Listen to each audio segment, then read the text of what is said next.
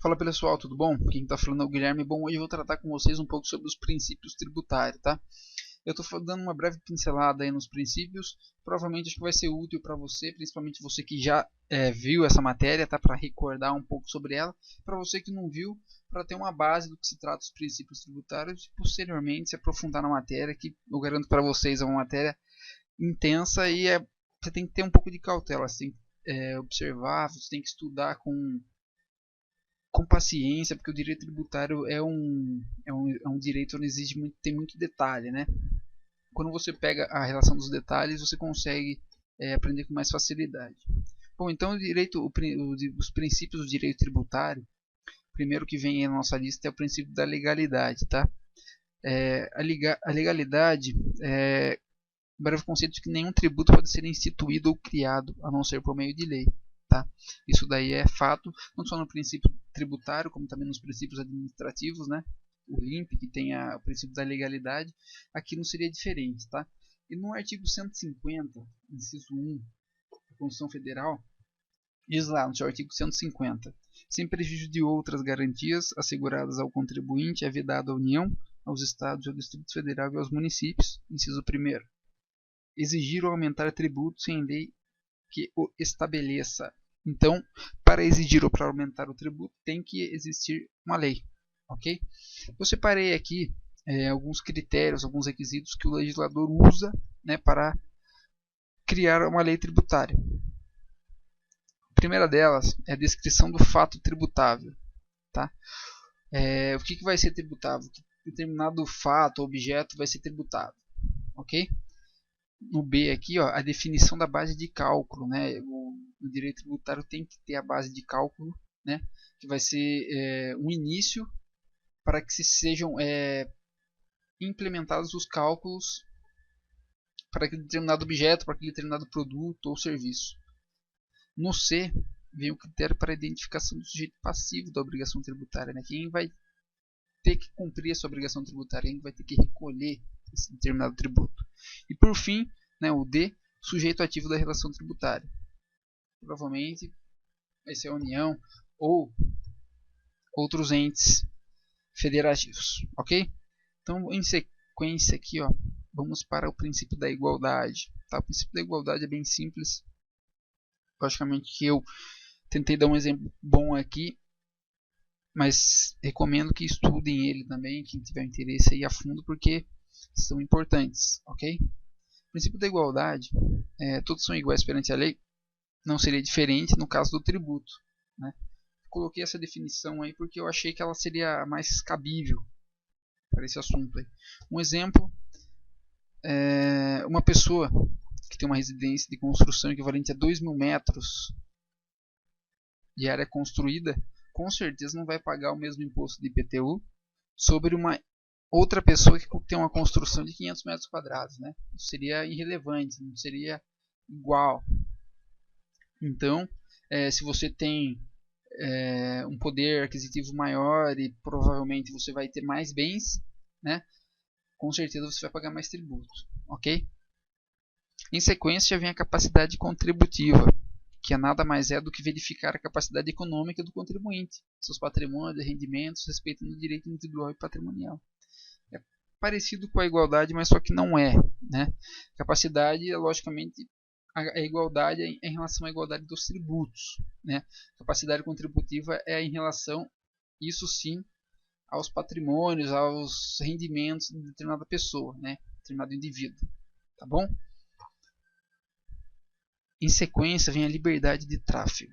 Tá? A Constituição veda as diversas entidades tributantes que cobrem tributos do tráfico de bens e pessoas entre estados e municípios. Tá? Então, aqui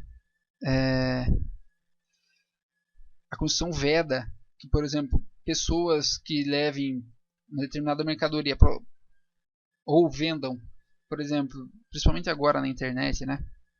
Você pede um livro em qualquer site e não tem aqui no estado de São Paulo, né, que seria o meu.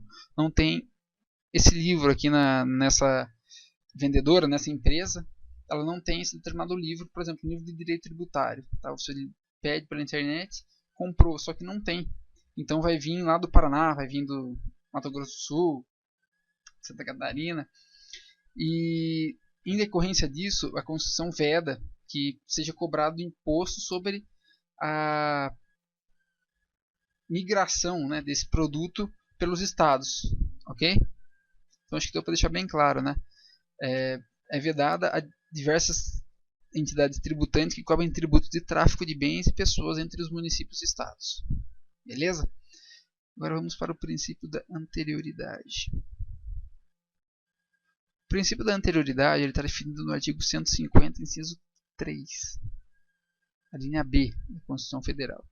A lei deve ser anterior ao fato gerador do tributo por ela criado. Tá? Vamos ver o que se trata lá no artigo 150. Artigo 150. Sem prejuízo de outras garantias asseguradas ao contribuinte, é vedado à União, aos Estados e ao Distrito Federal e aos municípios. Inciso 3º. Cobrar tributos, a linha B, no mesmo exercício financeiro em que haja sido publicada a lei que os instituiu ou aumentou. Tá? Então, não pode ser cobrado tributo. Aliás, tem que ter uma vacância, tá? Pelo tempo da anterioridade. Por exemplo, você tem uma lei. Essa lei determina que seja cobrado determinada quantidade, determinado valor, determinado tributo. No entanto, alterou essa lei. Teve uma alteração e para que você não tenha que pagar de imediato, né? Por exemplo, hoje saiu uma nova lei sobre determinado tributo e amanhã você vai ter que pagar já com base nisso. Não, você vai ter uma vacância de 90 dias, tá? Existem exceções, eu não vou tratar hoje aqui com vocês porque são bastantes exceções. Eu quero tratar numa próxima videoaula, mas existem exceções. Mas no caso concreto aqui da anterioridade, com base no artigo 150, vai ter uma vacância de 90 dias para você se adaptar, para você conhecer esse determinado alteração, né, que vai ocorrer no tributo. Eu trouxe uma definição aqui do professor Hugo de Brito Machado, que ele diz: a criação ou aumento do tributo devem ocorrer antes do início do exercício no qual é cobrado, e a lei respectiva terá um período de vacância de pelo menos 90 dias. Assim, para que o tributo seja devido a partir do primeiro dia do exercício financeiro, a lei que a cria ou aumenta deve ser publicada pelo menos 90 dias antes. Tá? Então é isso. Tem que ser publicado pelo menos 90 dias antes para que seja cobrado o tributo. Ok? Em sequência aqui, iremos para a competência. Tá? Esse princípio da competência obriga a que cada entidade tributante se comporte nos limites da parcela do poder impositivo que lhe foi atribuída. Tá? Então, no caso dos entes federativos, cada um tem que se comportar do limite que ele é atribuído. Tá? Ele não pode exceder o limite que provavelmente a União estabeleceu para que eles exerçam. E por fim, a vedação a vedação de confisco, desculpe, que a Constituição estabelece que é vedado à União, aos Estados, ao Distrito Federal e aos municípios utilizar tributo com efeito de confisco. Tá? Não pode haver tributo com efeito de confisco. No caso aqui, se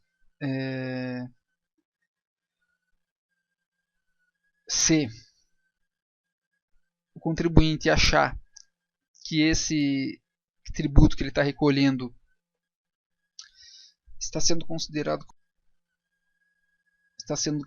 como confisco, ele pode invocar sempre que entender que o tributo está confiscando seus bens. Tá? Então, por exemplo, se um contribuinte acha que esse determinado tributo que o Estado, a União, o Distrito Federal, o município está cobrando dele, ele pode invocar que está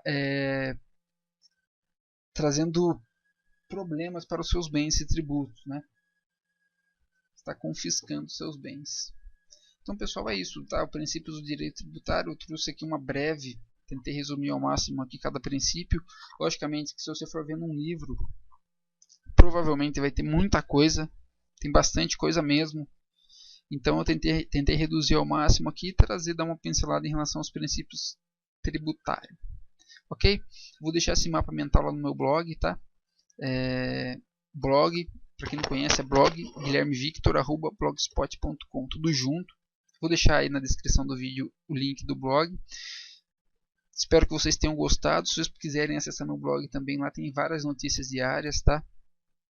Temos aqui no meu canal do YouTube outros vídeos também, tratando sobre outros temas de direito, direito administrativo, direito civil, agora direito tributário, tem direito penal também.